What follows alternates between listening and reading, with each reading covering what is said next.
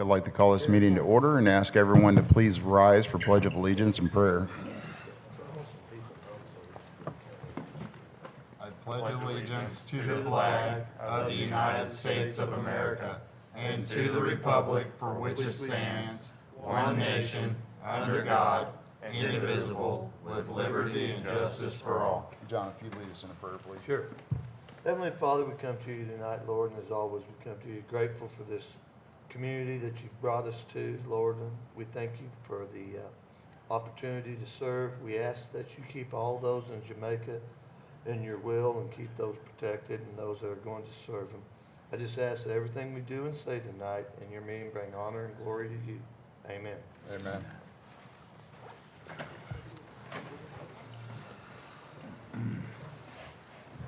All right. I am present. Alderwoman Dent. Present. Alderman Kinsey. Present. Alderman Whalen. Present. Alderman Letchworth. Present. City Administrator Burbridge. Present. City Clerk Kohler. Present. City Attorney Weber is out sick. Public Works Director Payne. Chief of Police Chase. Finance Director Stacy Houston. Economic Development Director Carrie Sutterfield.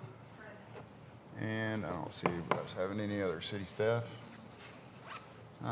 Next up is the approval of tonight's agenda. I make a motion to approve the agenda.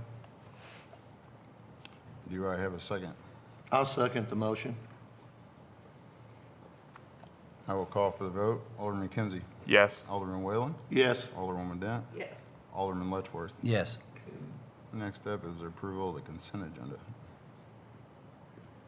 Make a motion to approve the consent agenda. Do I have a second? Second the motion. I will call for the vote. Alderman Letchworth. Yes. Alderwoman Dent. Yes. Alderman Whalen. Yes. And Alderman Kinsey. Yes. Next up, we don't have anybody for public comment. Next item on the list is our proclamation for the Heroes Marathon, but I prepared a little bit of something before I present that tonight. Together, we gather not only to celebrate 10 years of the Heroes Marathon, but to honor the men and women whose courage makes this moment possible, America's veterans. 10 years ago, this event began with a simple but powerful idea that every mile could carry a mission, that through endurance and service of our community could give back to those who had already given so much. From that vision, the Heroes Marathon was born, and since its first race, it has become one of Missouri's most heartfelt tributes to the veterans of their families. Over the past decade, thousands of participants have come from across the nation to run or walk from Salem to Rolla. Each step taken in remembrance of gratitude. Together, they've helped raise more than $200,000 for veterans organizations, including the Dent County Veterans Emergency Fund, Mission 22, the Disabled American Veterans, and the Missouri Veterans Home in St. James. Every donation, every medal, and every cheer from the sideline carries a message that cannot be repeated often enough. We have not forgotten those who have served. This marathon honors both heroes who came home and those who did not. It reminds us that the freedom has a cost, and that cost is paid by those willing to stand in harm's way so others can live in peace. Whether a veteran of World War II or a young service member returning from the Middle East, each of those heroes shares a bond, the unbreakable promise to defend liberty. This year, as we mark the 10th anniversary of this event, we also celebrate a new chapter, the introduction of the Governor's Cup, established by Governor Mike Kehoe to honor the spirit of accomplishment, service, and resilience that this marathon represents. It is the symbol that Missouri stands behind its veterans and those who carry that mission forward. But beyond the race, the medals, the heart of the Heroes Marathon lies its people, the families waving flags by the roadside, the first responders protecting the runners, and the volunteers serving with kindness and gratitude. They represent the living spirit of America, neighbors united in honoring the few who stood for the many. So as we celebrate this milestone, let us pause to say thank you, not just with words, but that they continuing to serve, to remember, and to uplift our veterans every day. On behalf of the City of Salem and the citizens of Dent County, we extend our deepest appreciation to all veterans and their families. You are the heart of this community and the reason we run. And now it was with great honor to present from the City of Salem's official proclamation to the Heroes Marathon board members, Mr. Richard LaBreche, and those you have brought with you. Come on down, sir.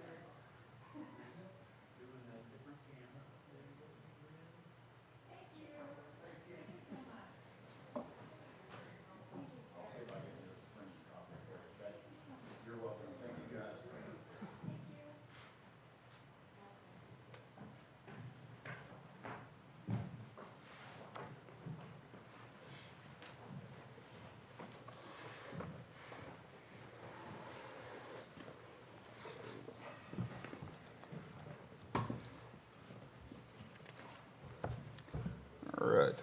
Next up is our MRPC presentation.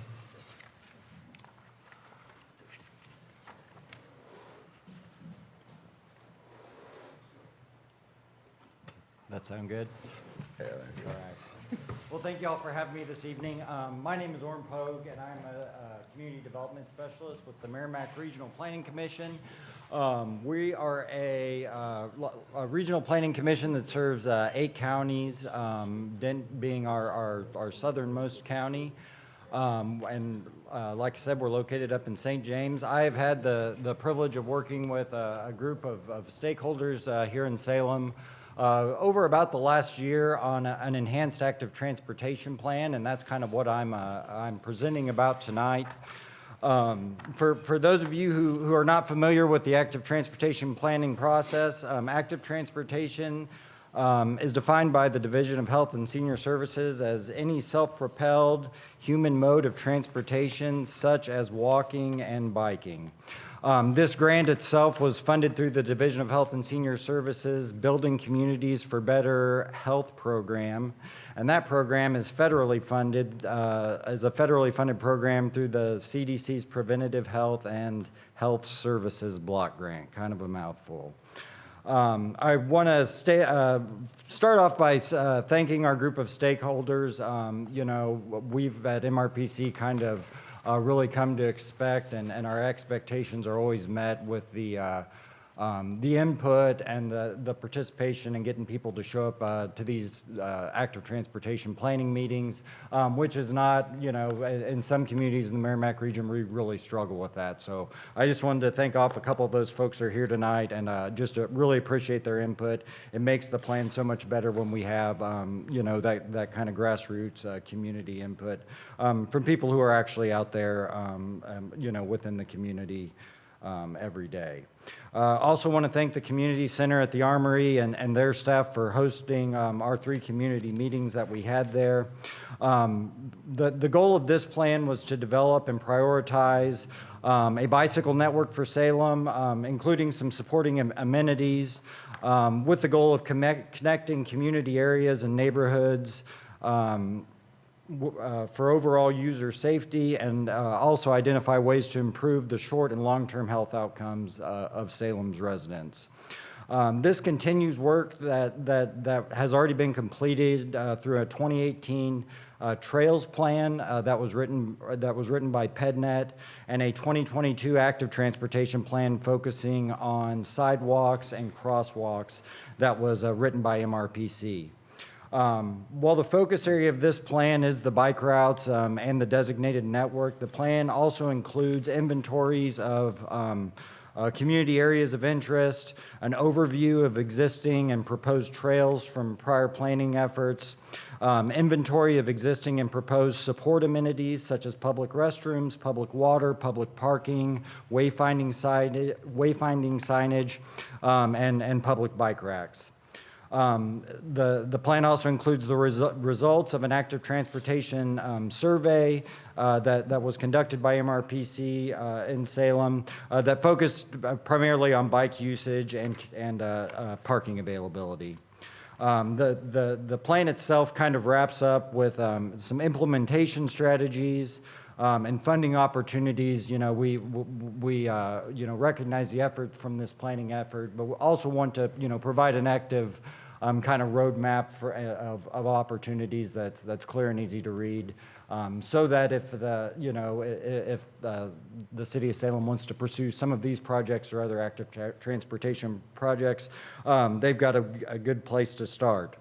I also want to note, just kind of, while we're talking about it, that as many of you I'm sure know, MRPC also offers these services of going out and pursuing these kind of active transportation grants, and our grant writer Kelly Sink is a local guru on all things grants. So if you guys ever need help or have any questions or anything, don't hesitate to reach out to me or our office. So as you can see from the map here, Salem's enhanced active transportation network consists of 18 separated prioritized routes that span the city, making up the greater network. For each of these routes, MRP staff and the stakeholder working group considered safety, rider comfort, connectivity, directness, cohesion, attractiveness, and an unbroken flow within the network. For route designation, which would be basically the type of routes that we'll be talking about, and I'll get into those in just a minute. But staff considered MoDOT data on traffic counts, speed limits, and overall road geometry when making recommendations, and those were all made per federal highways guidelines. In total, and if you wouldn't mind scrolling to that second map for me, thank you. And it's the same map, it's just color-coded a little different. So in total, this prioritized network consists of 84,000 feet, or about 15.8 miles of designated routes.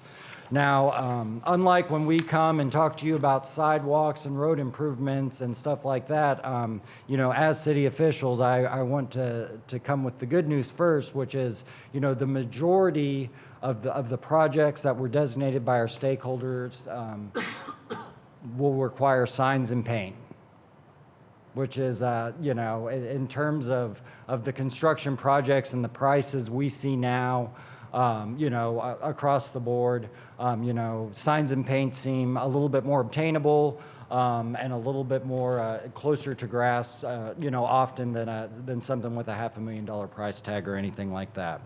So designated by the green are our shared lane designations. Now these lanes, at the minimum, can be designated with just signage and just kind of some public education. These are lanes where bikes share the roadways with bikes. There's no painted lines to keep them contained.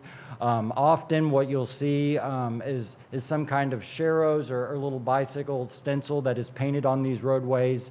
And that serves two purposes. It helps our bike riders know that they're on a designated bike route and they're on the right track. But it also, and probably more importantly, lets our vehicle traffic know that there's, a chance that there's going to be bike riders around, and hopefully, families and kids, and we want to make these for everybody. But just to kind of raise their senses a little bit, maybe slow down a little bit, and be a little bit more aware.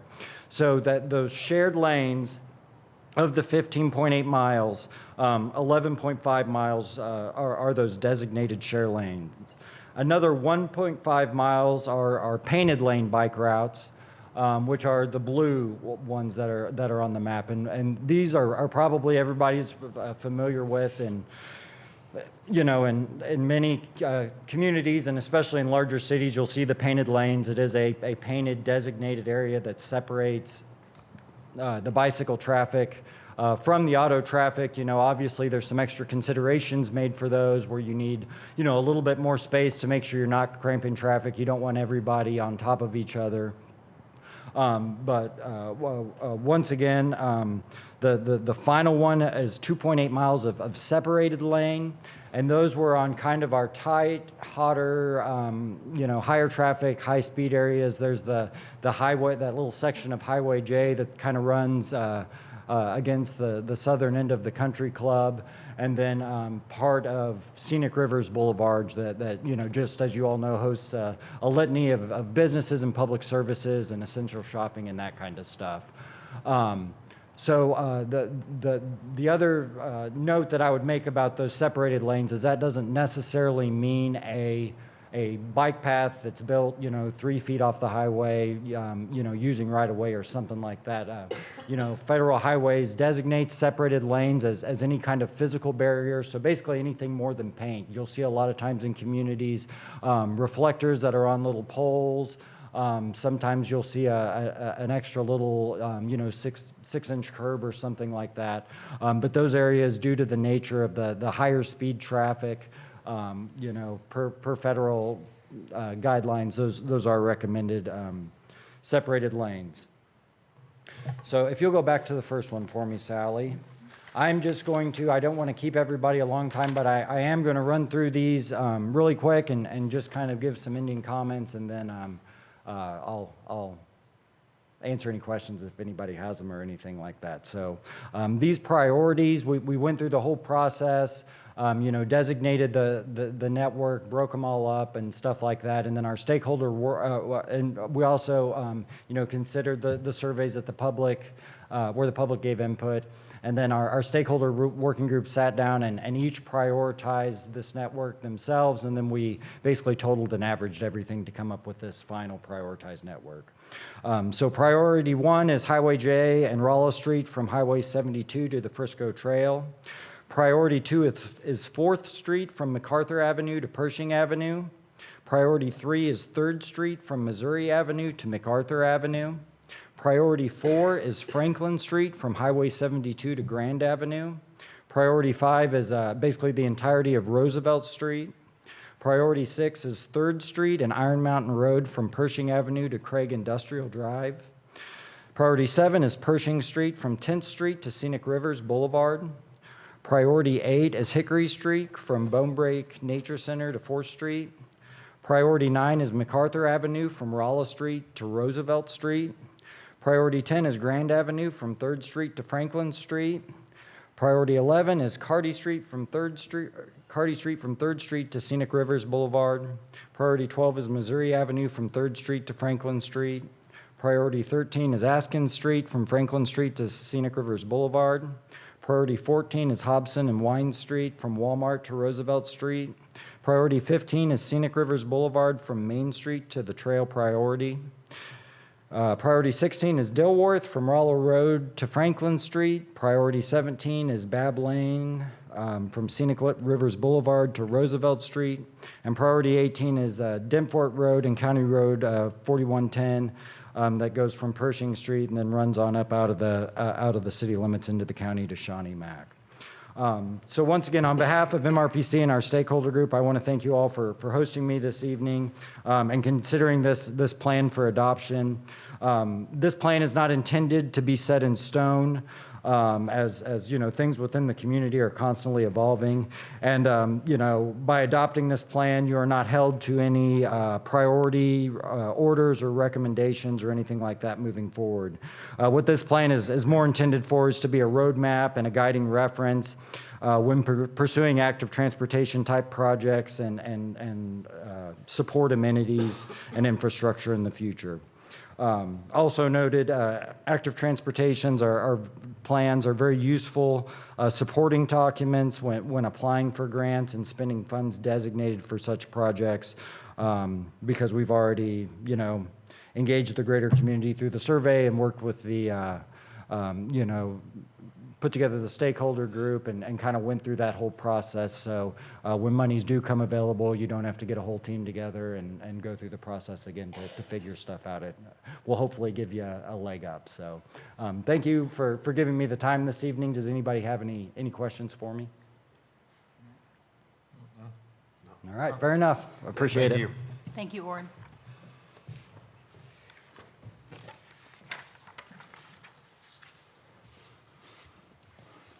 All right, next item up, we got a couple of them for petition for annexation. First have Terry and Shirley Perkins. We have a library board appointment. I was just going to add that to my report, but, Okay. okay.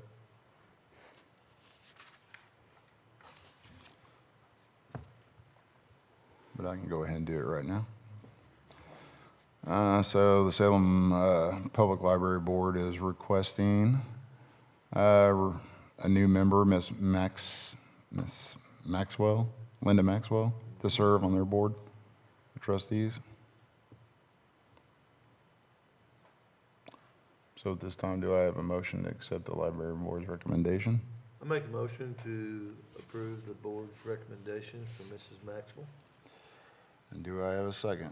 I'll second.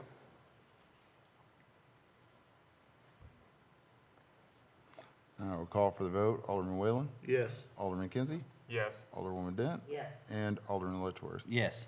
All right. Now, are you ready for the petitions? Mm-hmm. Okay.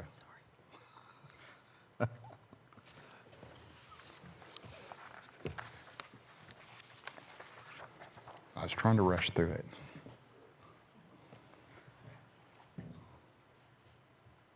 So we'll start, you want to just do one of them at a time? All right. Terry and Shirley Perkins, petition for annexation.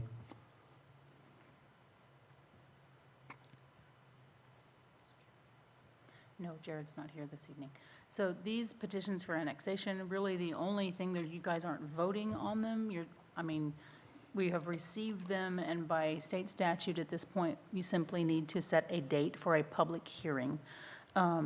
Jared had recommended, I believe he's got it on the staff summary, let me look here, setting the date for both annexation public hearings for November 11th, which would be our next regular Alderman meeting. Okay.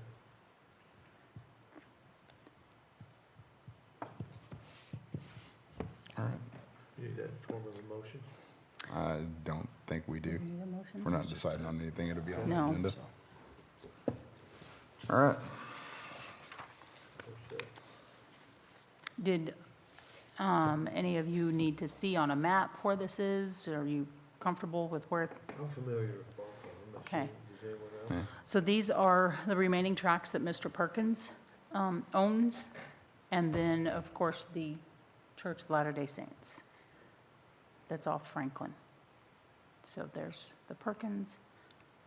And like I said, I'd be happy to bring it up on a map if you would like. I'm sure they'll be added to the November 11th agenda. Oh, apologies. November 11th, should have known that. That is Veterans Day. So we'll need a we special need to meeting? check, just a second, let's see. So since that's a holiday, are we going to, our code says that we automatically revert to that Thursday. So is it So that's everybody? assuming all of you would be available. That'd be November 14th. I'm good with either one. Yeah. 14th. 14th is, or, You sure it's not 13th? 13th, sorry. Be good if I could read a calendar. November 13th, Thursday. November 13th? Quit stealing my mess ups. Sorry. November 13th.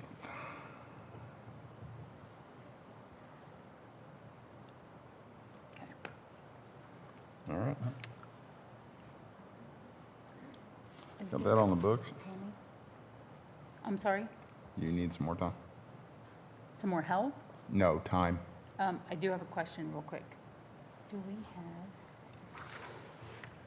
Where's the request for, that's not so major, do we have the churches on here?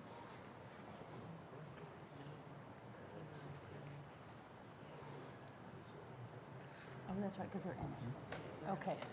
Do we need to bring all that up? Okay, so there is a piece that I do want to share with you all. Steve, do you want to talk about this some?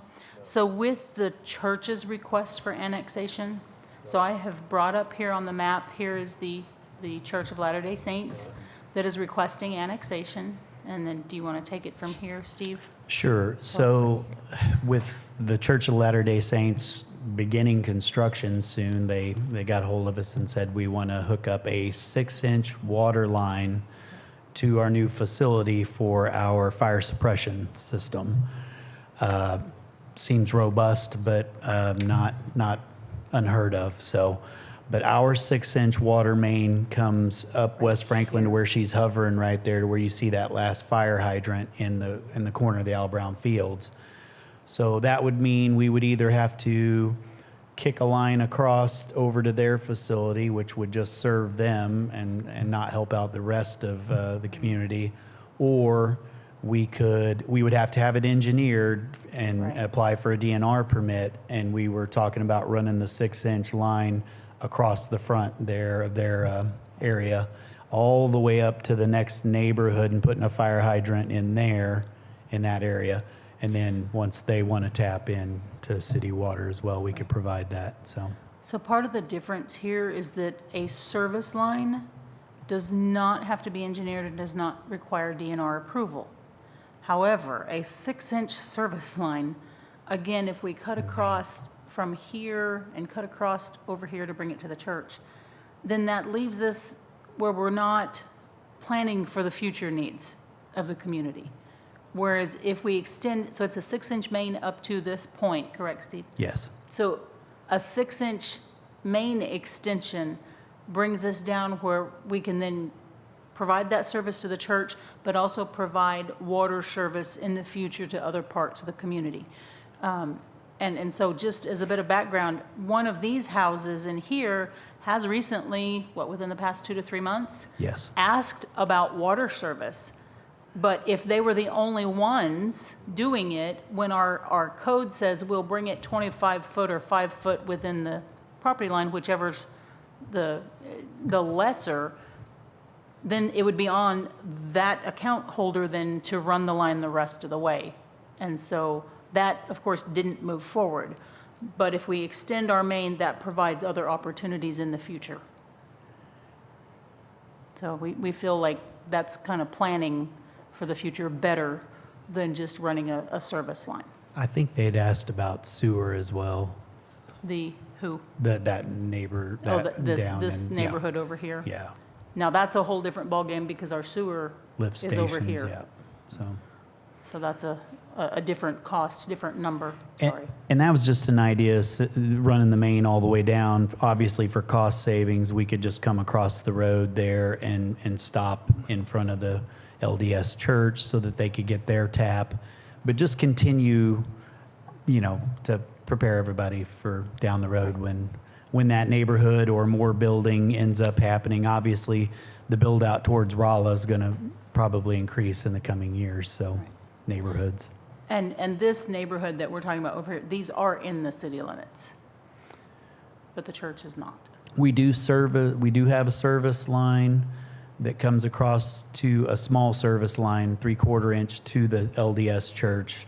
Right. And we also have one that comes up into the concrete plant, water service line. But to support a 6-inch main, or 6-inch feeder line to them, we might as well just keep the main moving, so. Any idea what the estimated cost would be for that? Not yet.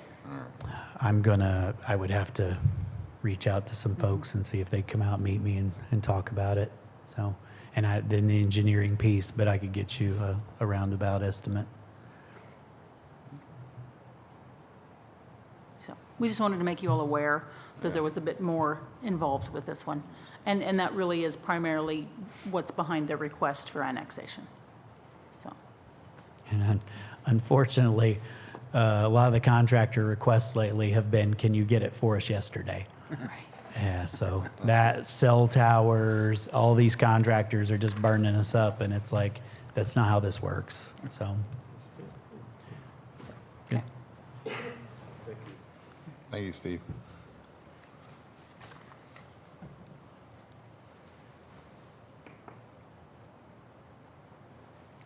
All right, moving right along. Next up, legislative priorities.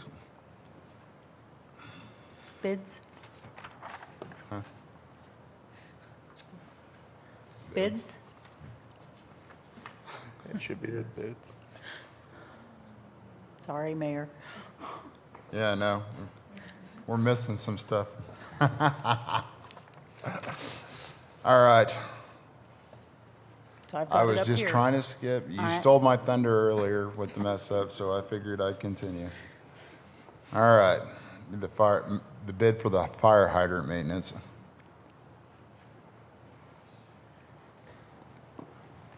I'm going by the agenda.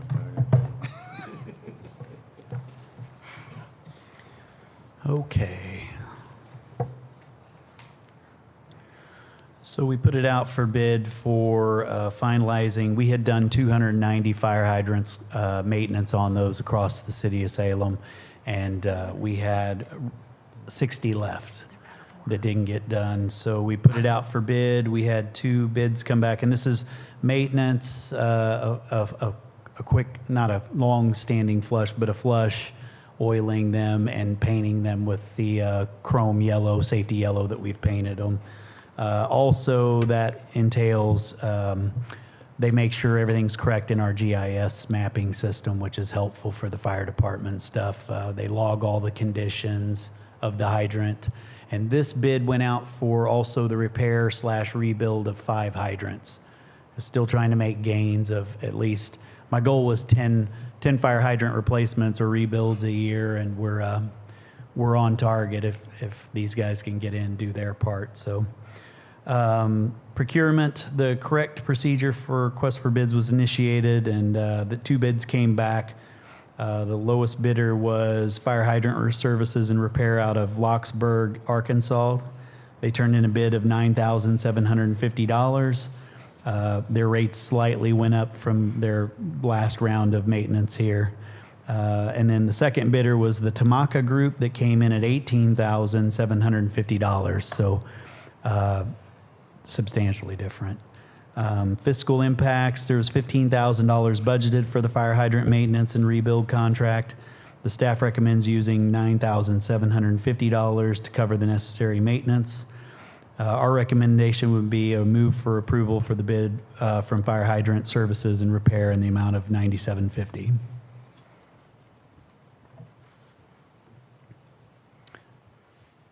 Did you folks have any questions? Nope. Given the weather unpredictability, I would not be able to give you a time frame of when they would get to it. It might be spring at this point, so. No, at least we're getting it done. At this time, do I have a motion for the fire hydrant bid? I make a motion that we approve the fire hydrant bid from Fire Hydrant Services for the amount $9,700. $55. 907. $9,750 and no I think cents. I was the mayor as bad as that right there. He's trying to steal my thunder now. All right, do I have a second? I'll second that. This time I'll call for the vote. Alderman Whalen, Yes. Alderman Letchworth, Yes. Alderman Kinsey, Yes. and Alderwoman Dent. Yes. All right, back on up a little bit more. Wastewater treatment lights, Okay, UV lights. this was, we put out for bid, well, we didn't put it out for bid, my apologies. Our UV system is comprised of Trojan Technologies hardware, which is not interchangeable with other companies' products, making it a sole source provider. They're out of Canada, and they set up our UV system that treats our water before, or our wastewater before it hits the Spring Creek. So the lack of options for those products makes this bid process impossible. One bid has been received from Trojan Technologies in the amount of $13,976.12. There was $15,000 budgeted in the wastewater treatment plant equipment maintenance budget year for UV necessities, leaving a remaining $1,023.88. Our recommendation would be move for approval for the bid from Trojan Technologies in the amount of $13,976.12 for these UV products. All right. Any questions? No question. No question. Do I have a motion? I'll make a motion to approve the bid from Trojan, in the amount of $13,976.12 for the UV products. Do I have a second? I'll second that motion. Now I'll call for the vote. Alderman Kinsey. Yes. Alderman Letchworth. Yes. Alderman Whalen. Yes. Alderwoman Dent. Yes. All right. Thank you, Steve. I think you're safe now. Thanks.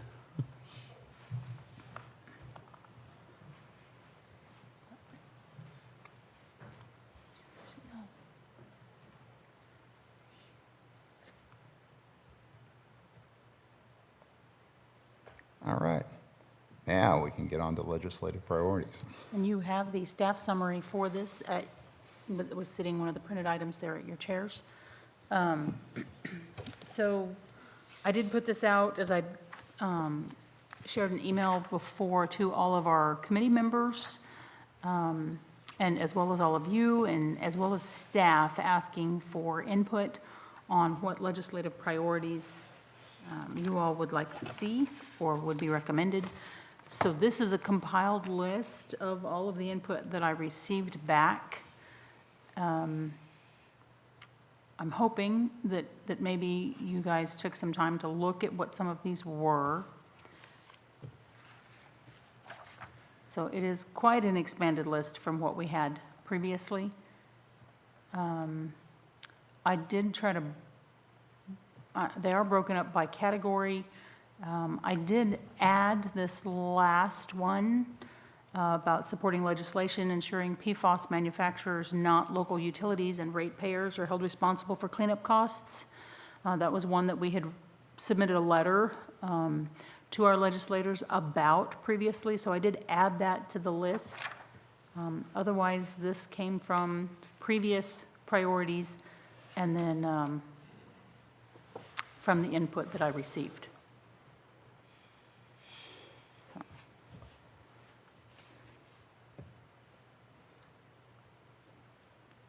Anything? I mean, Any board input? No. All right. okay. Well, next up, request for utilities outside of city limits for Miss Nancy Major. Okay. Do we need to vote to adopt priorities? I know we have in the past.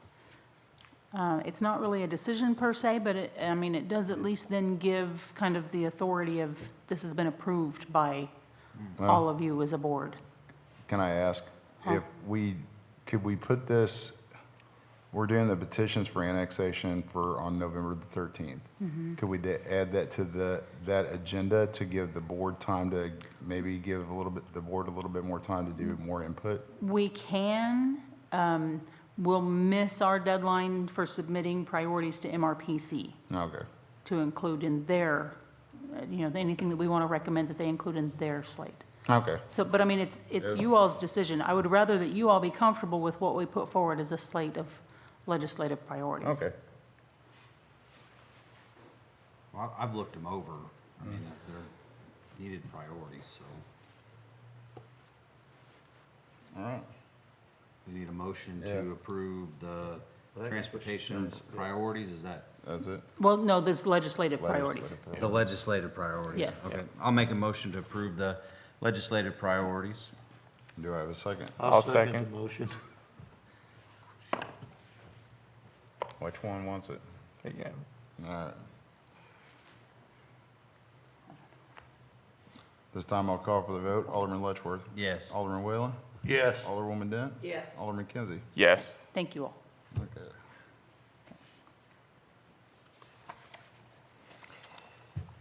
All right.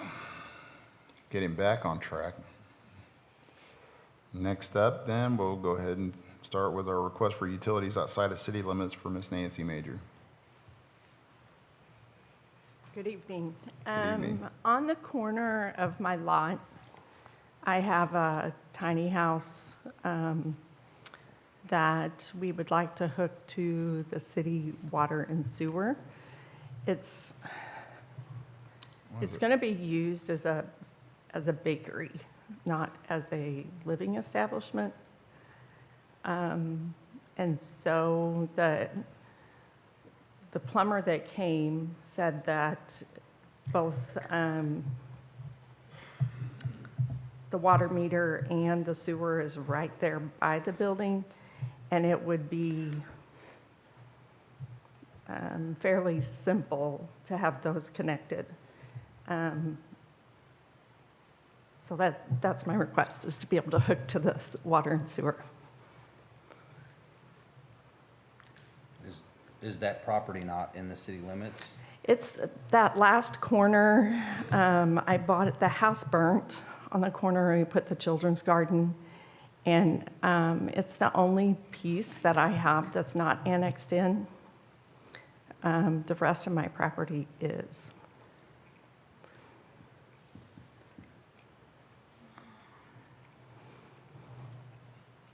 Okay. It's number 1 up there where Yeah, it on says. this map, it's this one right here. So everything that's in pink or purple, whatever you want to call that, I don't know how well you guys can see that, but everything that's in pink or purple is inside city limits. Everything that's not is outside city limits. So this is the lot in question. We were faced with this same scenario just a few months back. And at that time, we voted that they need to annex in. And so it's a similar request, but it's a smaller one compared to what the other one was. It'd be consistent and fair. I think it would be fair that absolutely, if we were to provide services for that property, to make sure that it is also annexed in for the city as well. I agree. Can I mention that the city storm siren is, I gave permission, so it was kind of an exchange, and it was prior to all of you guys being our leaders. They had come to me and asked if they could put a storm siren on the corner in exchange for an easement that I could use the city utilities. Now, I did go to check. They did not ever finish the easement. I do have a storm siren. They did cut down my big trees in order to make it reachable by whatever signal that needs to be done. And so far, I've not gotten the utilities that was promised to me in exchange for agreeing for the siren. When was that? It was Brian Johns, Brad Nash, and I don't remember the older man's name from the water that came over. So was that done at like a board meeting? It was done on that corner lot, and it was with Kimmery, Officer Kimmery. I think he was asking when that conversation. Or it would have been recorded, to where we could go back and Well, look they to see had- if that was a recorded request. Right, I did ask about that because they had me come into the city utilities office and go down into the basement at some room that they all sat around a big table. They presented their case, and I asked if there were minutes for that, and they said no minutes are kept for those meetings because it's just a staff meeting, not. That's what I was told. Okay. Now, I don't know if minutes are kept for those or not. Yeah, I don't know. I mean, minutes aren't generally kept for meetings, For just sitting closed down. meetings, right. Well, and it's not even about being a closed meeting, but I mean, if a customer comes in, we don't keep minutes, or if a They, citizen they comes in. requested I come. Gotcha. I didn't just Right. walk. Yeah. And I can't speak to that. I mean, I don't know. We don't have a record of that. So, I don't think any of us could.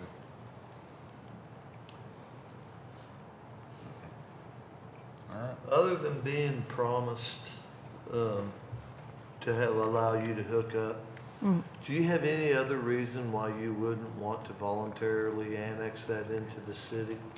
Well, The reason I ask is we made a stance on a previous piece of property because we are concerned about if we continue to provide services outside of the city limits, that could change our status to a public works instead of a Public new, works, yes. huh? Yeah, public And then municipality, which subjects us to a lot of regulations and costs. Am I correct? Yeah, Was that that was yours? my understanding. Yes, mine too. I don't want to deny you the services, and I don't doubt what you said was verbally done. And I don't know if there's any way these people could confirm it, but it doesn't lessen the threat of us being changed. So I'm trying to see if there's some way we could give it to you if it was annexed in. But if you have a my only concern is that if I were ever to sell, like having to sell in separate pieces, like eventually, that if someone wanted to live in that tiny house, it's not regulatory for your ordinances. Okay, okay. That's fair. That was That's the fair. only thing that made me Right. go, like, it might be a selling point for me later Sure. to be able to sell that.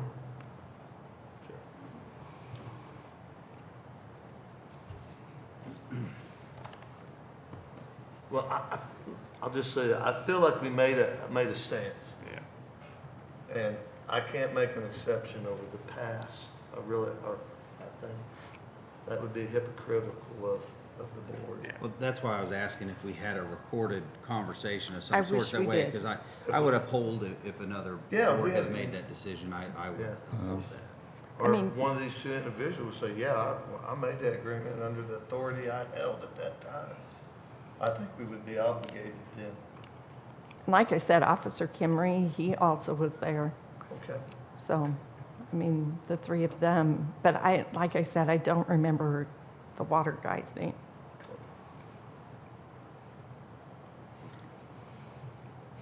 Are we needing to vote on this, or? I mean, we need some kind of direction. You either need to Yeah. vote or postpone it, or whatever you,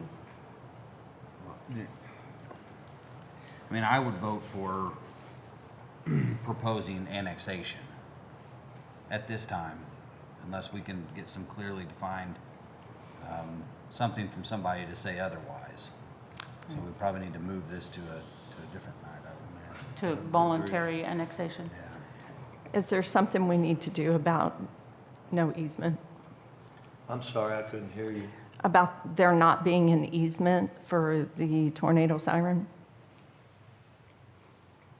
Probably does need to be addressed. Yeah. Yeah. Yeah. That's an issue.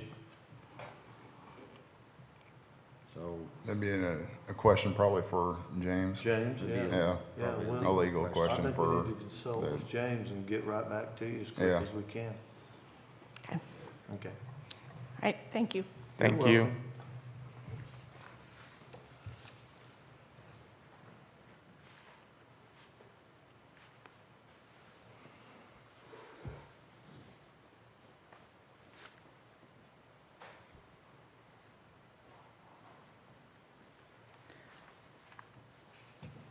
Okay. So that being the case, do you all want to table this to a future meeting? We have to do something with it. Yeah. It's on the agenda.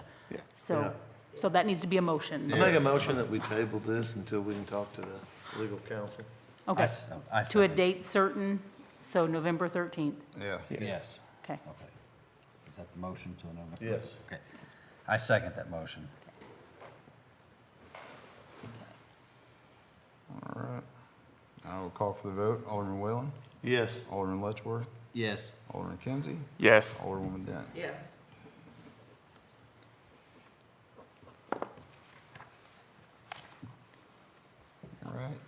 Moving right along. Resolution number 24-2025. Resolution number 24-2025, a resolution authorizing the execution of an intergovernmental agreement between the City of Salem, Missouri and Dent County, Missouri for sidewalk and lighting improvements at the Dent County Courthouse. So this is the county's project, so kind of their portion of the downtown project where they will be upgrading sidewalks and lighting around the courthouse. So I know we talked about this during budgeting this year, so we did budget $25,000 specifically for that. That was an offer that I had thrown out to the county. In their initial plans, the reason we have an agreement here before us this evening, their initial plans, they were thinking they were going to be able to reuse the existing light poles, so the old gray ones. And we know from our experience in taking down the old ones, they may not survive coming down. And so they had not budgeted for the cost of all new light poles. So this was our effort to kind of help them along and make sure that the project moves forward. So this is just an agreement between the city and the county, basically stating that we're going to donate $25,000 to this project, that we will take ownership of the poles once the project's completed, and like all other light poles, it will be at our expense, the ongoing cost. So. And so James has reviewed this and is okay with this agreement. Okay.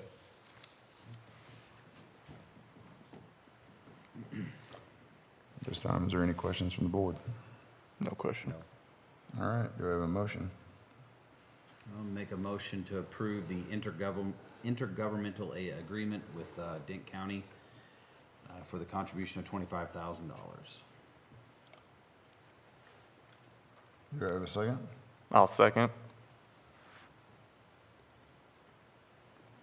Now we'll call for the vote. Alderman Letchworth, Yes. Alderman Kinsey, Yes. Alderman Whalen, Yes. Alderwoman Dent. Yes. All right. Next up is the utility identity theft policy. Okay, so this is simply an update to an existing policy that we have had. Of course, protecting our customers from identity theft.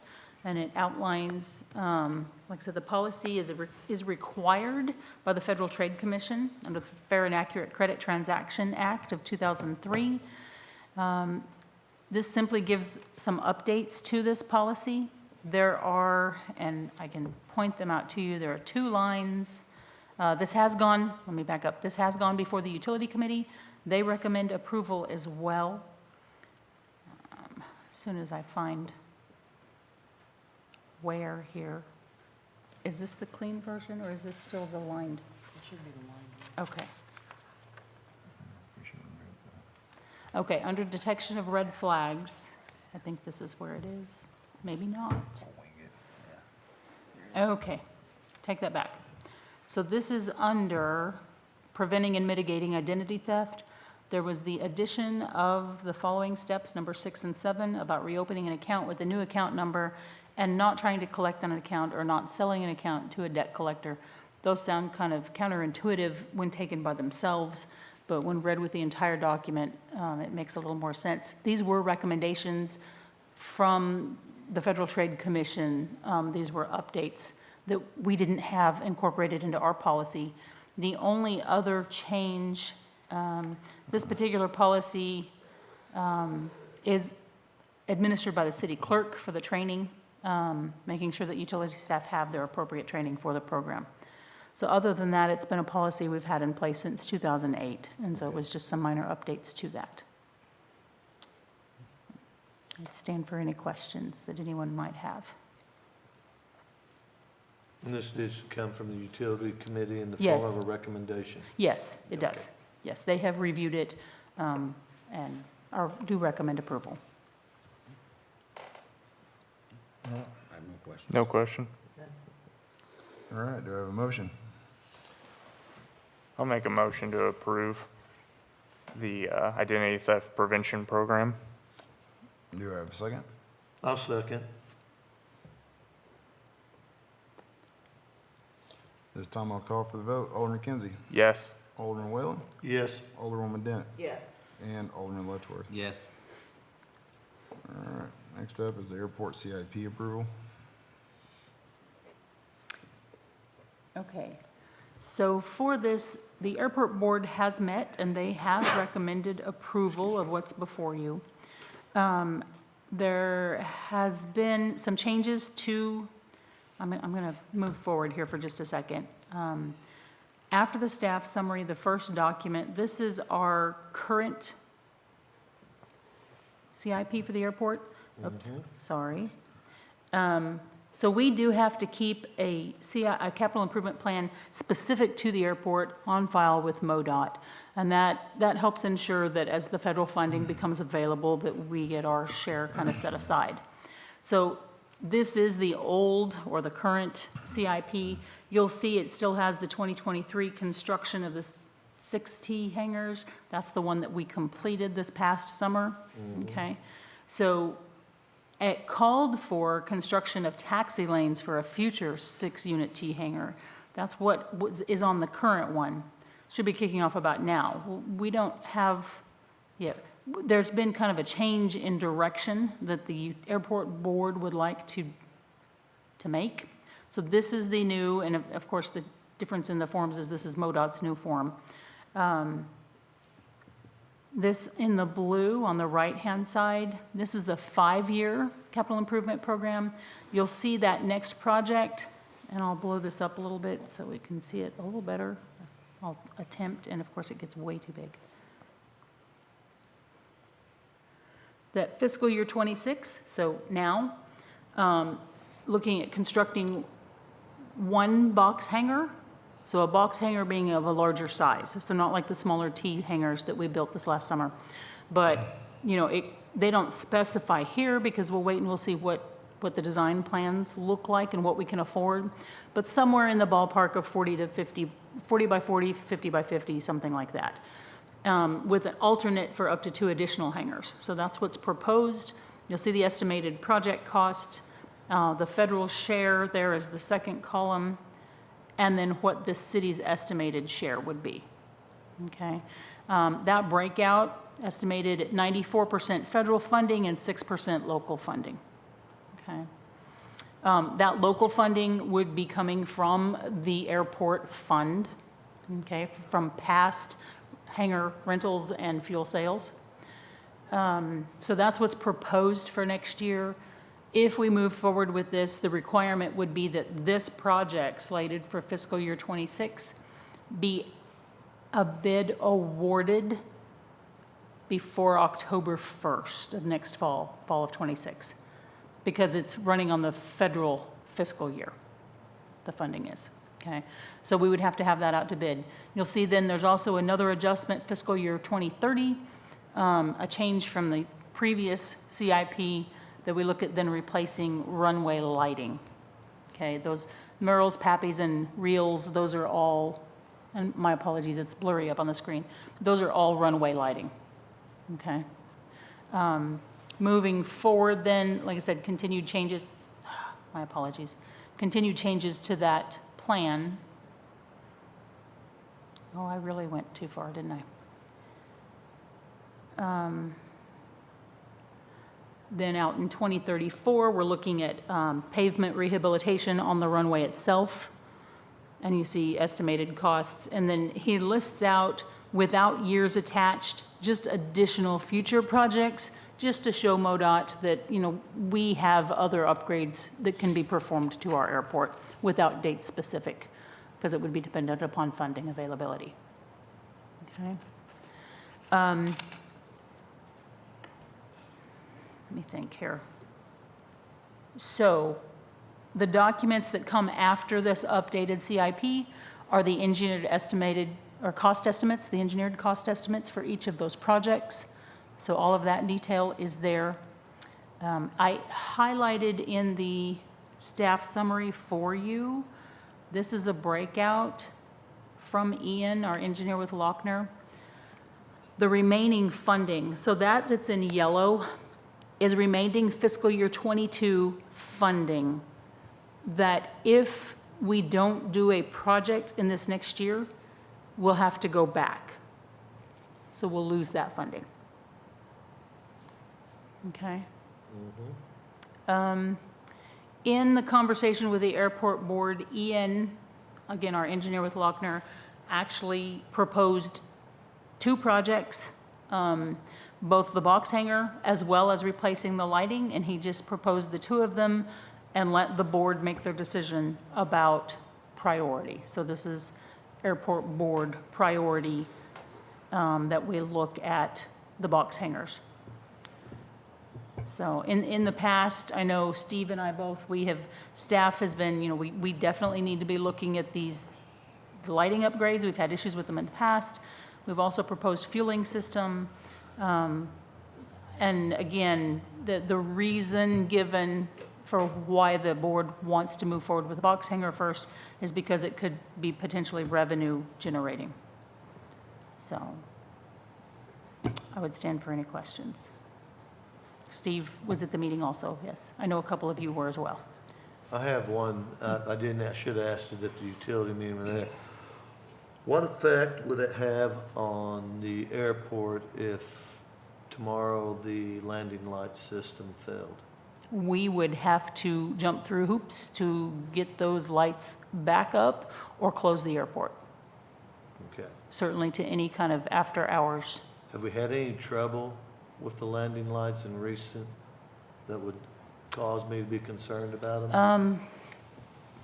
So do we Stacy? know what the end of life is on the current system for those lights? Sorry, what was that question? The end of life, like the expectancy of them? I don't know when they were installed. Do you remember, Stacy, what year they did what was it, 18,000? Well, I could have took the improvements? conversation wrong at the utilities, but I thought the statement was made that they had been in aged shape, but they're working now. Yeah.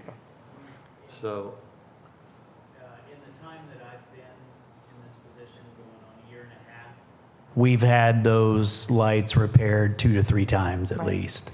I And- mean, that I 2 or recall. 3. Yeah, a few years back, prior to my taking this position, I want to say they put up to 18,000 in the lighting system. Okay. They had McNew Electric come and do work on it. Well, I'd like to go with what our boards, because they dive into the weeds and make the decision. But I just was concerned about if the lighting was a problem and it did fail and we were committed on the hangar. And Ian did address that if we move forward with the hangar and then our lighting system fails, that there would be no recourse to go back to MoDOT to ask for emergency funding. It would be on us. And so I shared with the airport board, as of June 30th, they have in the ballpark of 167,000 in their airport fund is what they have. So, and if you look at, the cost of projects, it's considerably more than that. Sure. The lighting project itself is estimated at 725,000. But keep in mind, that's a full replacement of that system, Right. not a patch or fix. repair, That's correct. LEDs and- Do you have a rough estimate of the last time you guys went out and repaired, how much that actually ended up costing? I don't off the top of my head. Okay. Sorry. Yeah. Sorry. Who did the repairs, Steve? McNew Electric has been the vendor that comes out, Could I we get believe an in. opinion of them on the lighting and its status? Sure. Oh, We have a can, time. but this is time sensitive. We need to have this approved by the end of this month. Okay, I get you. So, I mean, unless you And- guys want to have a special meeting. I don't have the year on when the lights were originally installed. Yeah. I'm guessing World War II. No, I'm just kidding. I don't know. I know, I'm sorry. that it's, and it may not be that big of a concern, like I'm completely incompetent on that, but if we did have a lighting system that you say you've had 3 repairs in your tenure here? It's been 2 or 3 at least. Yeah, so, a couple. yeah. And they fly in and out, so, I mean, they know. But if, I'd hate to build a hangar and then lose the lights and the city not have the funding, and we got some nice hangars and no airport. That's my concern. I mean, we could operate it for daytime landings only, but we Okay. would have to definitely post notices that the lighting system was not Okay. working. All right, that's the other answer I was looking for. Thank you.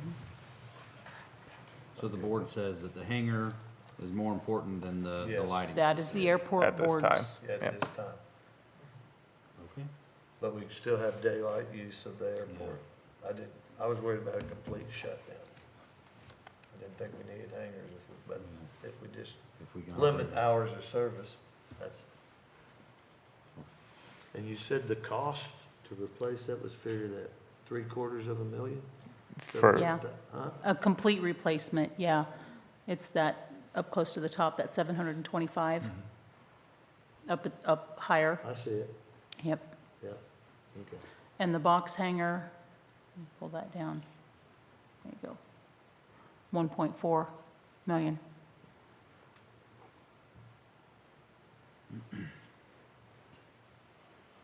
With the hangar revenue, I mean, is that substantial for, What would it generate if it was fully occupied?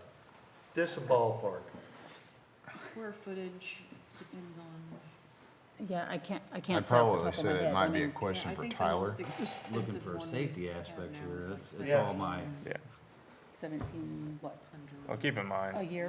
they went But that's pretty in-depth in the conversations Yeah. during Are the we still- airport are they meeting. maxed Yes. out on their Um, improvements? keep in Or mind they're that if increasing something were to go costs? wrong with the Oh, current but they're lighting on the new system, hangars. we're not necessarily gonna be replacing it all just to continue operations. Right. But I also understand, hey, if something were to get to that point where we have to replace the whole system for whatever the reason may be, that's a very critical point, but they feel confident in Yeah.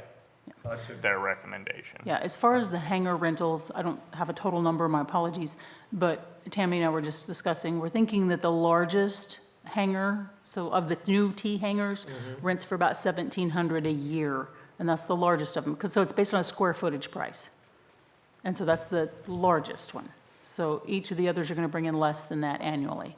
It's a 1 point something million dollar project. Yeah, 1.4. It's gonna generate $1,700 a year. No, I just wanna get the numbers right. no, because the box hangar that they're proposing, whether they do 1 or 2 or 3, Okay. would be significantly larger Okay. than that largest hangar right now. Okay. So, I'm good. so it would bring in more than that. But again, it wouldn't have, in all fairness, okay? It wouldn't have to cover 1.4 million, it'd have to cover 84,000. Right. So, still a large number, but Yeah. not, Yeah. Well, I'm good with it. the board, I mean, they voted and that's their wishes. Yeah. Yeah, I'd probably recommend you talk to Tyler Nearmore for like more information about as far as like revenues for the box hangar.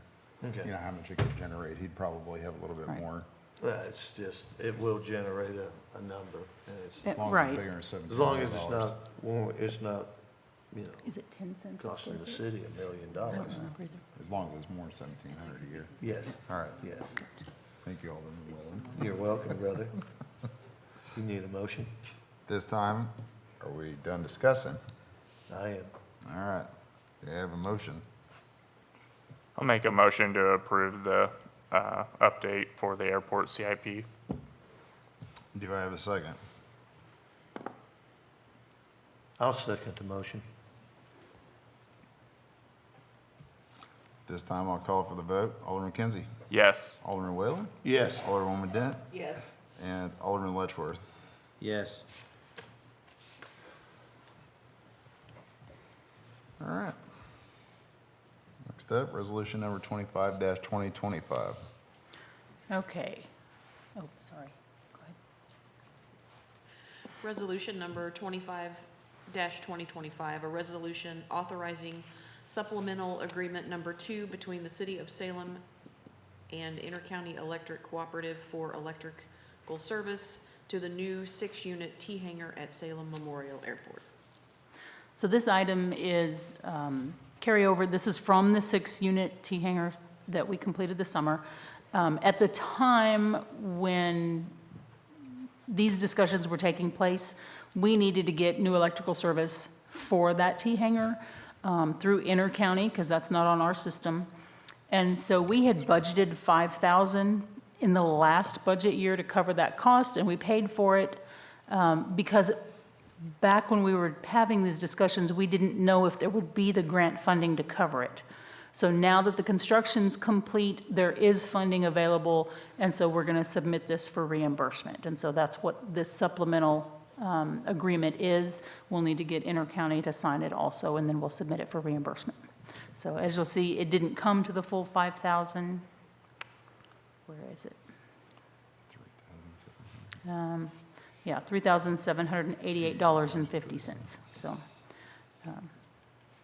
So that's what this is. Okay.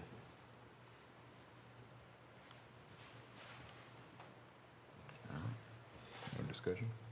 I'll make a motion to approve resolution 2025, 25-2025.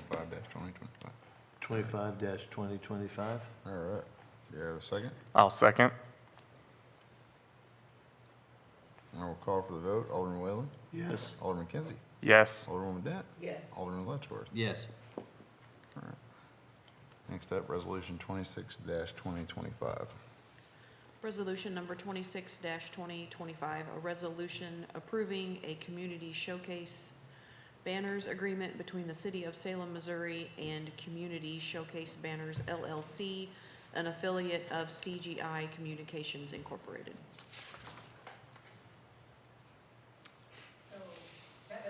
Yet, so hang on. On the staff summary that you have in front of you, kind of gives you a little more detail, but before we do that, let's just take a minute. We have been offered a partnership program to help cities like ours, small rural communities, commemorate the 250th anniversary of the signing of the Declaration of Independence with custom streetlight pole banners.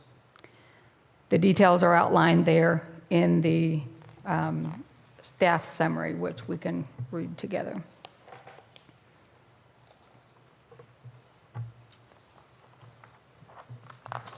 Maybe.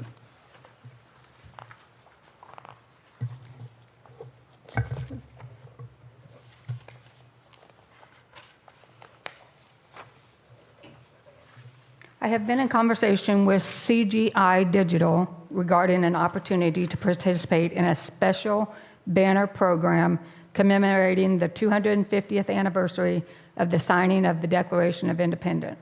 These are banners that will go on the streetlight lamp poles. CGI Digital partners with National League of Cities and the Mayor's Association to help cities celebrate this milestone at no cost to the municipality.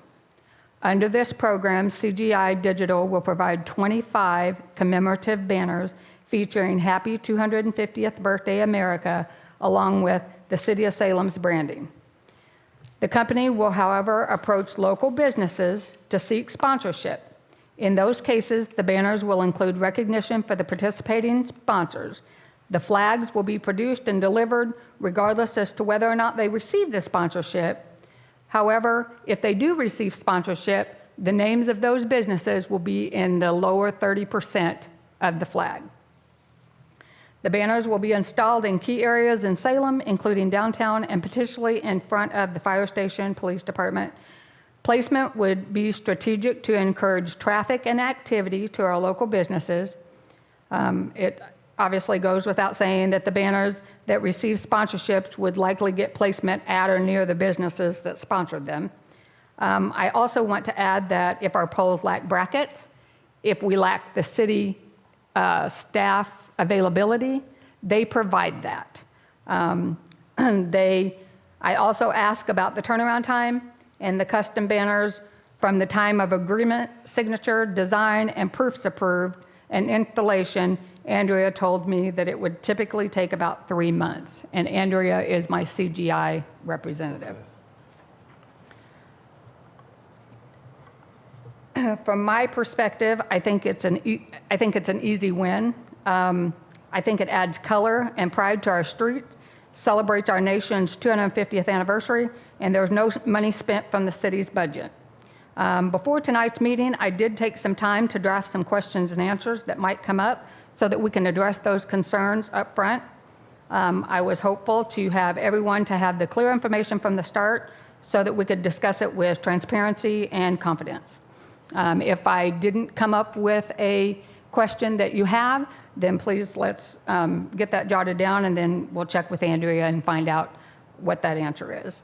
At the end of the day, it's my opinion that it's more about banners, or less about banners and more about teamwork and civic pride and the fact that Salem stands ready to support our nation's history. So underneath the procurement, I have the signed agreement, or I have a copy of the agreement that they would ask for the city to sign, as well as a sample letter of support on city letterhead that they'll be using to reach out in the sponsorship outreach effort. They will do all of that. The City of Salem staff doesn't reach out to any of the sponsors. They don't talk to them. They do all the legwork and all the work. So it is at no cost to the City of Salem. There's no in-kind, there's no labor, there's no staff time. So it is the department's recommendation that we move to allow the City of Salem to participate in the CGI banner program. Before you do that, or before you have conversation about that, for context, are there any additional questions? Did you have a chance to look over the question and answers? Yes. Was there anything else that popped out at you that? I don't think so. I have no question. No questions. I agree with you, it's a no-brainer.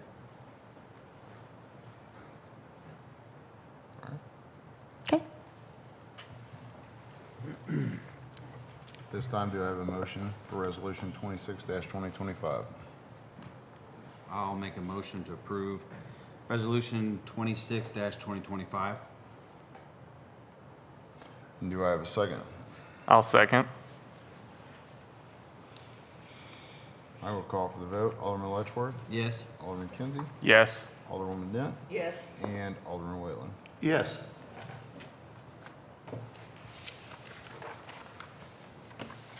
All right. Next up is reports. I'll start with you, Ms. Burbridge. Okay, so again, I passed out a written report to you that was at your chair.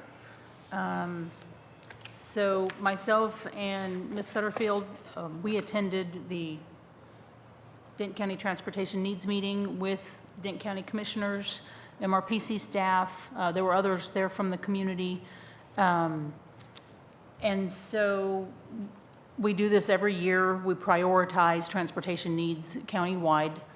I do serve on the Transportation Action Committee on behalf of Dent County. That's through MRPC. So we meet every other month throughout the year and work on different prioritizations and identifying transportation needs throughout the region. And so, like I said, then once a year, they meet with each county individually, MRPC does, and we prioritize our own needs. This process is the kind of step one. So countywide, each one once a year, we identify our needs, prioritize them, rank them. We have two different types of projects that we look at. One is actual transportation, so motorized, it's going to be streets, bridges, roads and bridges is what it's called. The other one is the non-motorized, so the pedestrian, it's going to have pedestrian like Oren was speaking with us about this evening, bicycle, it's going to have trail development.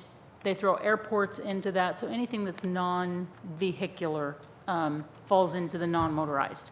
Okay. So the funding for those projects, though, and how they move forward is vastly different.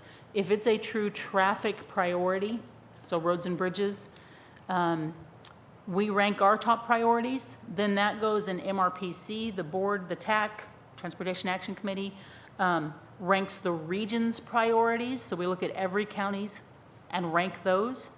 Those then make their way up, and the other regional planning commissions throughout the state rank then everybody's And so these projects then slowly work their way up into the STIP, which is the State Transportation Improvement Plan. So once it's in the STIP, it is a project that MoDOT is committed to doing. Okay, so it doesn't make it to the STIP unless there's funding availability there, but they do look at what the local communities have prioritized. That's what funnels its way up into the STIP. So it's a process that, while it can take many years to get a project all the way up into the STIP, once it makes it there, as our regional engineer says, once it's on the STIP, that's a promise to the state of Missouri that that project will get done. Even if it ends up being pushed out a year or two because of funding concerns, it's a promise that it will get done. So I did include in that write-up what those transportation priorities were. As far as pedestrian or non-motorized priorities, we talked about the airport funding here tonight. That's not a competitive funding program. So we're allocated so much each year. So the funding mechanism is vastly different than roads and bridges. Same with any pedestrian or bicycle. It'll probably be competitive for those, but it's not a STIP type project. It'll be as grants become available.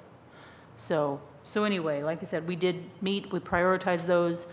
The Transportation Action Committee will meet in December and prioritize all of those projects for the region, and then it'll move up into a legislative requests and moving into the STIP for MoDOT. Okay. And I'd be happy to answer any questions if I can. No? I have no questions. Okay, Thank you. All right. that's all I have for this evening. Miss Stacy, come on up. Talk some finances. Good evening. Evening.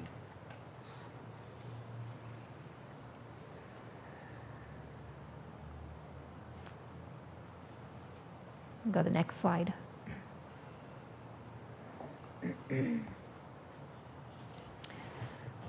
Okay, so an update on our sales tax revenue, and this is what we have collected through October. So far for the year, we are trending ahead of last year by 3.5%, with general fund sales tax generating at almost 1.2 million. Parks and Rec sales tax has brought in approximately 221,000, with capital improvement sales tax bringing in around 294,000. And then for those interested in visual trends, the graph illustrates sales tax performance for this current year and the past 3 years, providing a year-to-year comparison. Okay, the next slide. Okay, so this next slide is an overall look at utility usage and revenues, and this is through September. Year-to-date of this fiscal year, we have billed around 14 million kilowatt hours. That is up slightly compared to the same time frame as last year, generating 1.9 million in sales tax or sales revenue for the electric fund. And then on purchase of power, this is what the city pays to MPUA to provide power to us. We paid out 1.2 million. That is a little more than the same time frame as last year.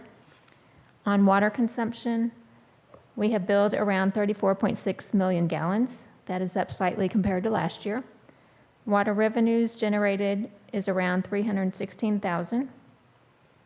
On sewer consumption, we billed around 31.4 million gallons. Again, that's up slightly compared to the same time frame as last year. On sewer revenues, we billed around 420,000. Okay, next slide.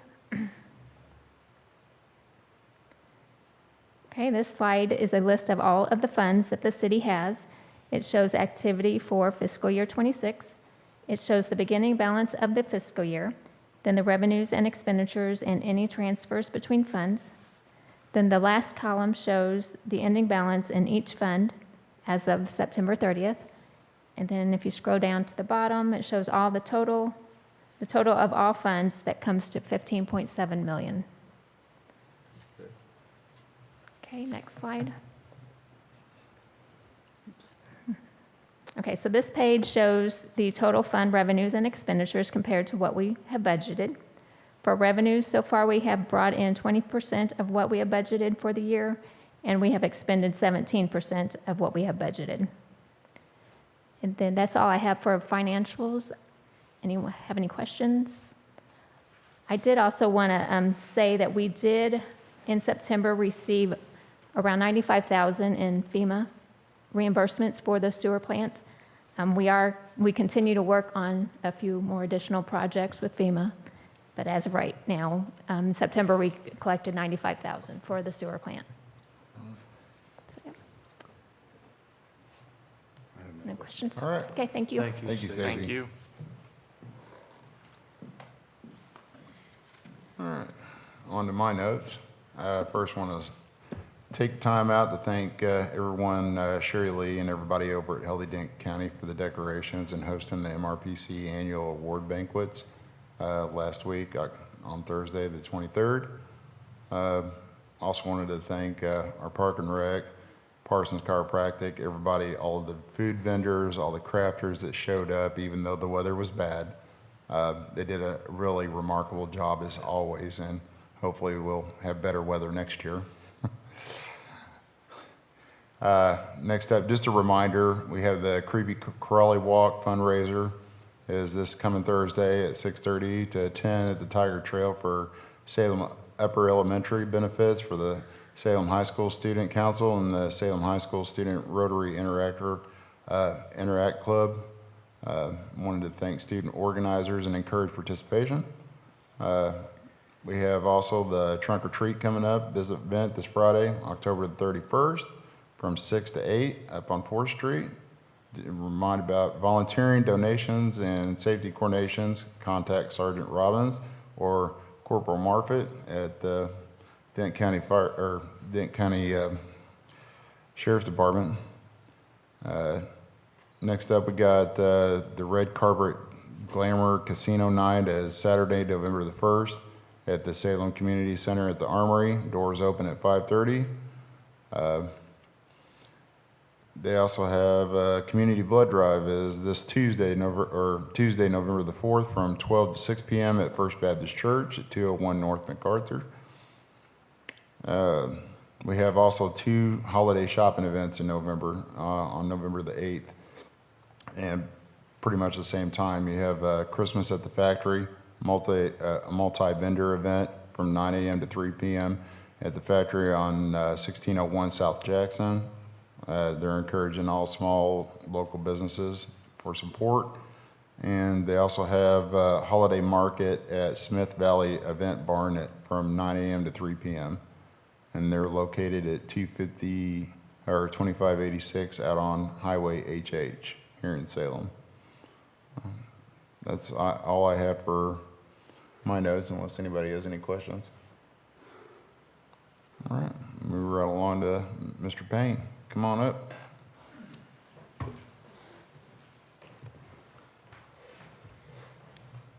Okay. As a part of my new Public Works presentation, I have a slide pack of 60 slides that Sally's going to tee up for me. We're going to run through them.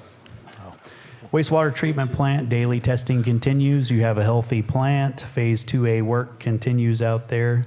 Your water department had repaired several water lines as well as installed new water and sewer taps in the past 2 weeks. Electric, I want to give the electric department kudos. They had a truck pull off of the highway onto Pershing over on the Sonic end of Pershing and attempt some kind of turnaround, taking down a pole and lines. That was past end of day, I believe, and our guys got over there and knocked that out. That's an all hands on deck type of workload. So good job on their part. Your construction crews continuing work on the parking lot on Healthy Dent County Fitness Center's backside and around the corner there. Hopefully we will get that finished up here soon. It will be gravel for some time for that to compact before it gets paved. But hopefully we'll have folks in there and using that here soon. So, street department conducted more pavement patches across town, maintained the yard waste area, finished mowing for the season. They're finishing out the industrial park. Picked up citywide brush for the cleanup week. The mechanics been maintaining equipment, and that is my report. Do you have any questions? All right, on to the slides.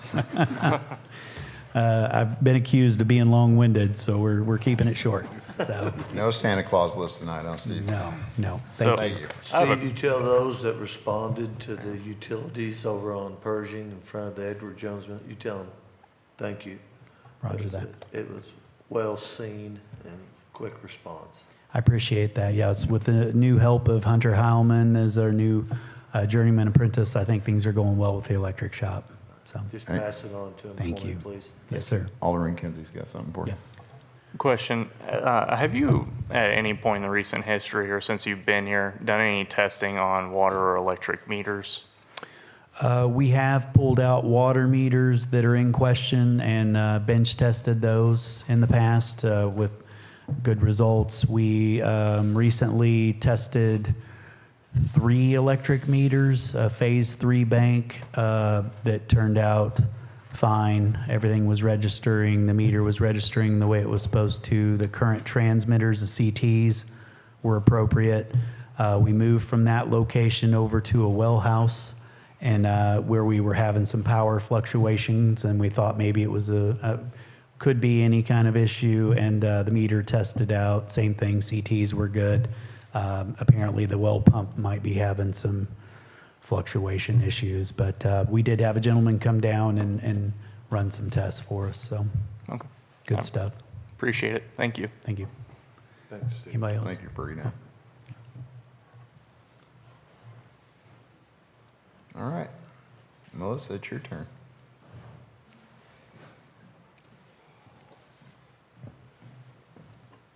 Good evening. Good evening. Just want to report on our Salem O Spectacular. It wasn't exactly what I wanted to happen, but we did have 50 of the 74 vendors show up. We had several of the food trucks show up. The balloons did come down. I insisted that they come down because I was very hopeful that the weather would change, because you never know in Missouri. I had been checking 4 different apps, and none of the apps said anything near what, they were all completely off the charts, so really didn't know what was going to happen. We did have about 1,000, little over 1,000 people attend. Our craft vendors did well considering the weather. They were all pretty happy with how it turned out. Our food vendors were very happy with how it turned out. They were pretty busy. Some sold out of things, but most of them said that they would like to return and to think about them next year, which was really happy to hear. I was very disappointed that the balloons couldn't show up, but there are some things that are just beyond our control, and it's very disheartening when you put so much work into something. But we'll learn from that and we'll move on for next year. No plans yet for next year. We haven't met to kind of regurgitate what happened yet, but we will get together and kind of try to plan a little further in advance to kind of get some things in the books ahead of time. Right now I have basketball registration open. I'm getting ready to take flyers out to the schools, but you can register online via Facebook. Click on the app or the link and it'll take you to the app to register. We are finishing up flag football currently. We had a rain out. People keep asking if that's going to be made up. We are going to try to make that up. It depends. All of my referees play football, and so it'll determine when we get it finished. I would like to get it finished weekday evening instead of taking up another Saturday for people, but that will depend on how far they go with football. So that determination will be made after this weekend. We'll see. But we have 2 games left of the season, and then that will be over, and then we're moving on to basketball. But getting things rolling. Anybody have any questions for me? No. I appreciate you bringing, we have a great mayor, if you guys don't know this or not, but I called him needing extra trash stuff, and he, like, no questions asked, it'll be there, and like, I want to say it was that day, maybe the next morning, I don't know, but it was like instant that he had it down there exactly where we needed it. And I appreciate that. You're welcome. I also appreciate, we have a lot of really great city staff, that this Salem O Spectacular is a very large undertaking. And they were there helping me bring in the bistro lights and making sure parking was okay. And my immediate staff was wonderful with taking lots of direction from me. but they're all very helpful and jump in with electrical issues that come up and just everything, and they work really great as a team.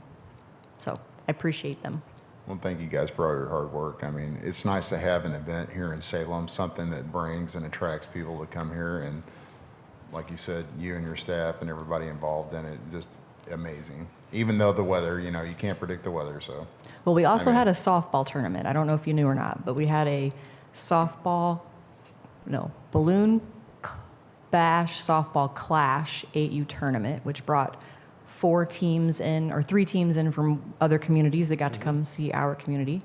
But our local team won, so that was good. A little toot my, 8U I seen Cotton her. Candy Crushers, yeah. They went undefeated, so it was good. It was a good tournament, and it was good to see the community come out and support that as well. There were a lot of people there. Just nobody step on the balloons. No. Right. Thank you, Melissa. Thanks. All right, next up for our board reports. Start with you, Mr. Letchworth. I have nothing to report. Alderman Kinsey. Nothing to report. Alderwoman Dent. Nothing to report. And Alderman Whalen. Nothing to report. All right. Well, last but not least, we have closed session for attorney-client privilege. Do I have a motion? Make a motion, we go into closed session. Do I have a second? I'll second. This time I will call for the vote. Alderman Whalen, Yes. Alderman Kinsey, Yes. Alderwoman Dent, Yes. and Alderman Letchworth. Yes. Thank you all for attending tonight.